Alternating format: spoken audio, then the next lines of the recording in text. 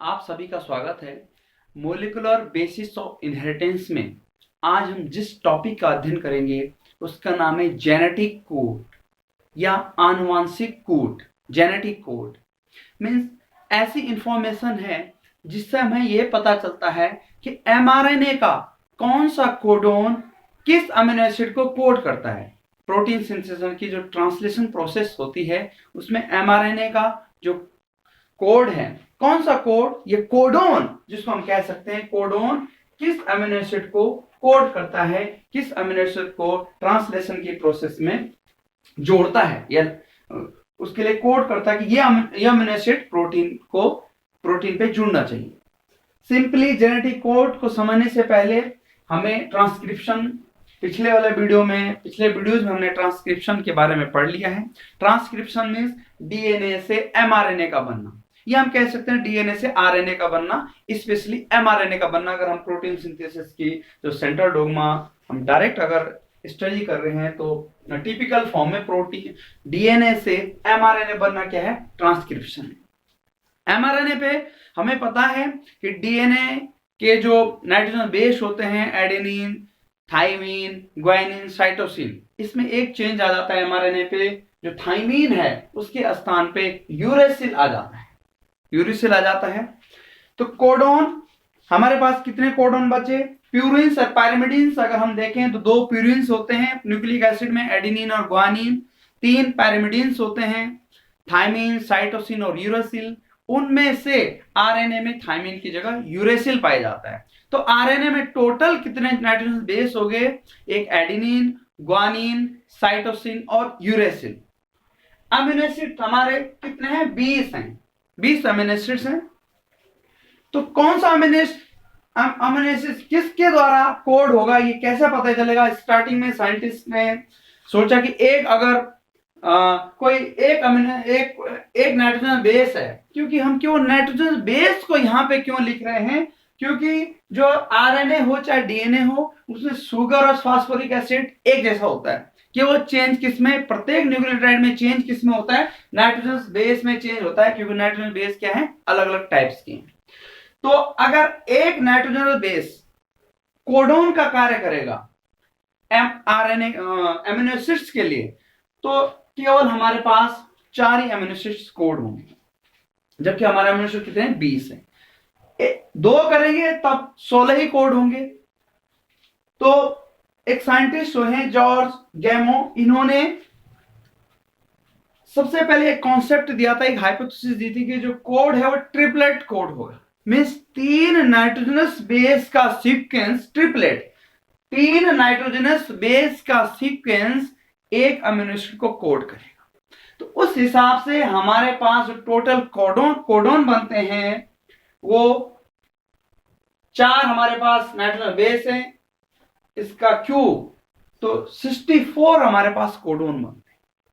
64 codons हैं, but amino acid कितने हैं, 20 हैं। 20 केवल हमारे पास क्या है, अमीनो एसिड्स हैं, और जो कोडोन है वो 64 है। दैट मीन्स कुछ कोडोन ऐसे होंगे एक से ज्यादा, मीन्स कुछ अमीनो एसिड ऐसी होंगी जो एक से ज्यादा कोडोन द्वारा कोड होंगे, बट एक कोडोन एक ही अमीनो एसिड को कोड करेगा। इस जेनेटिक कोड पे जॉर्ज गैमो, हरगोविंद खुराना जो इंडियन साइंटिस्ट हैं, और मार्शल नीरेनबर्ग ने बहुत ज्यादा काम किया है। सबसे जो ट्रिपलेट कोडोन का जो सबसे ज्यादा काम किया है वो मार्शल नीरेनबर्ग को माना जाता है। मार्शल नीरेनबर्ग ने जेनेटिक कोड पे सबसे ज्यादा काम किया है, ट्रिपलेट कोडोन पे और कोड पे। अब यहाँ पे ये समझना जरूरी है कि जेनेटिक कोड क्या है। एक्चुअली जेनेटिक इंफॉर्मेशन न्यूक्लियोटाइड से, मींस डीएनए से और अमीनो एसिड में किसके द्वारा कोड होगी, वो जेनेटिक कोड द्वारा कोड होगी। वो जेनेटिक कोड किस पे होता है, ये हम समझ चुके हैं, एमआरएनए पे होता है। ये 64 कोडोन्स हमने कैसे बनाए, यूरेसिल, साइटोसिन, एडेनिन और ग्वानिन एक साइड, ये फर्स्ट लेटर कोडोन का ये होगा, क्योंकि हमें पता चलेगा 3 नाइट्रोजन बेस का सीक्वेंस है, ट्रिपलेट है कोडोन। यूरेसिल, यू मींस यूसीएजी, ये सेकंड लेटर ये आएगा कोडोन का, और थर्ड लेटर ये आएगा यूसीएजी। इस तरह से इस लाइन में, इस जो डिब्बे में है, कितने बनेंगे, 16 इसमें क्या बनेंगे, हमारे कोडोन बनेंगे। इसी तरह 16 इसमें 16 इसमें 16 इसमें means U first U, second U और थर्ड लेटर ये यू। यहां की बात करेंगे first letter U, second letter U और थर्ड लेटर सी। इस टाइप से हमारे पास 64 कोडॉन्स बन जाते हैं। एग्जाम्पल के लिए एक हमने एक पार्ट दिखा रखा है कि ये फेनिल एलेनिन को कोड करेगा U U U U U सी।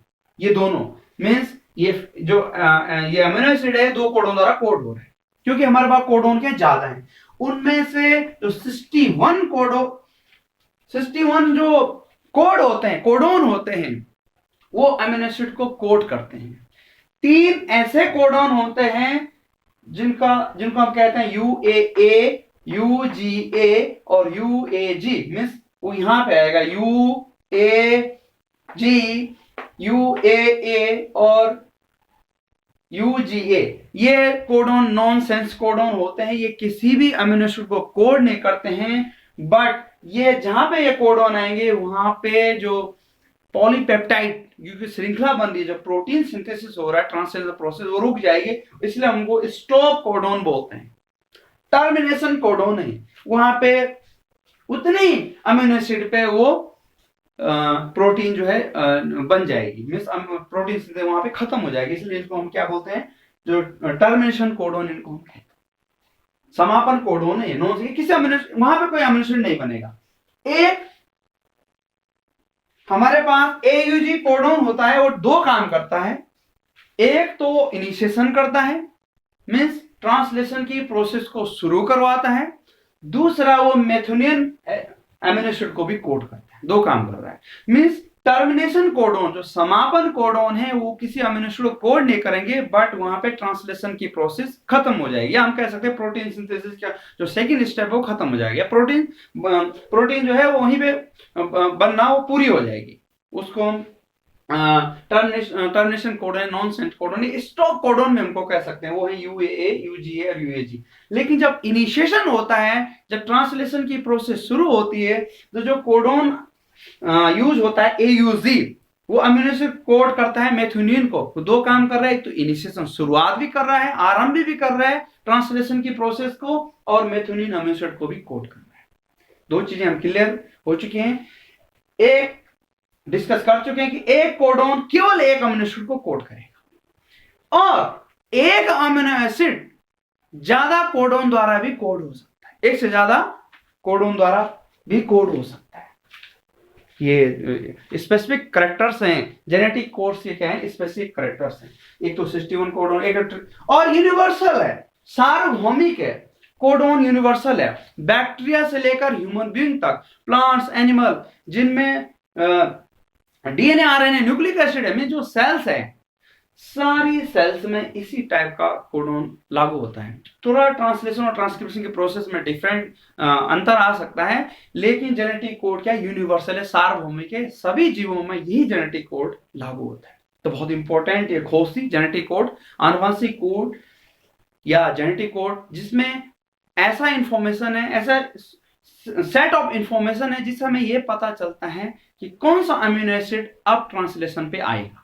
वो किसके थ्रू चलता है, mRNA के थ्रू चलता है। ट्रांसलेशन प्रोसेस जब शुरू होती है मीन्स राइबोसोम पे, जो एक जिसको हम प्रोटीन फैक्ट्री भी कहते हैं। तो आज हमने मॉलिक्यूलर बेसिस ऑफ इनहेरिटेंस में जेनेटिक कोड या आनुवंशिक कोड का अध्ययन किया। अगर आपको वीडियो अच्छा लगे तो वीडियो को लाइक करें। Thanks for watching.